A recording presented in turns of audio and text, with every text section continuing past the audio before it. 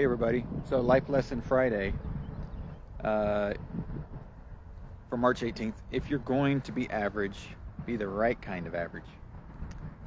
And sometimes being average is okay. We all, I think, want to be great at something. We all want to succeed at something. And I'm out here at the track getting ready for a workout with a client who's on the way. And then, in a race, we all want to be great. If we're going into it, we want to be great. Whether it's great as in winning the race, or great as in better than we were the last time we ran it, or as good as we have. We set a goal. We want to beat that goal, whatever that goal is. I'm not talking about always coming in first. Sometimes it's a personal goal.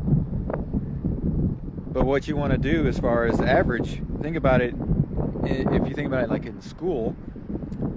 There's two ways to get a B in class for a semester or for a year. One way is to always get an 87 or 88 on everything. Homework, quizzes, tests, end of the semester tests, final exam, whatever you want to call it. Always get an 87 or 88. And if you're doing that, you're doing just enough. And I had classes where I did that, because it wasn't a topic that really got me, that I was really interested in. So it was like, hey, I'm going to do just enough to know that I'm going to get a B. I might squeak out an A here and there, but I'm going to get a B every time. That's actually a really good way to approach things, whether it's your life, athletics. It's better to do it that way, especially when it comes to your health, than it is to be the other type of B student, which is sometimes you get a 98, and sometimes you got a 72, and you might squeak in an 85 here or there, but you're all over the chart. And if you're doing that, especially when it comes to your health or other goals in your life, it's going to be really hard to be there because you're not being consistent. And it's the consistency that's key. Whether you're consistently an A+ student or you're consistently at 87, 88, it's the consistency that's the key to getting better. Because if you have, especially when it comes to your health, if you have those times when, I know there's lots of people out there that they've tried these different things that are like, we're going to do this for 30 days. We're going to really shape up. We're going to do everything for 30 days. And then after 30 days, we're going to eat whatever the heck we want.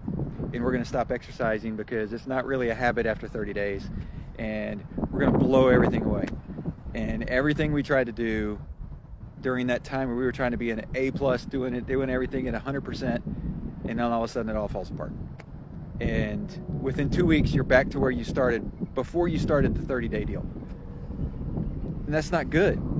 You'd be much better to be like, hey, I'm going to be an 87 or 88 guy or girl, and I'm just going to chug along being above average, because a B student is above average.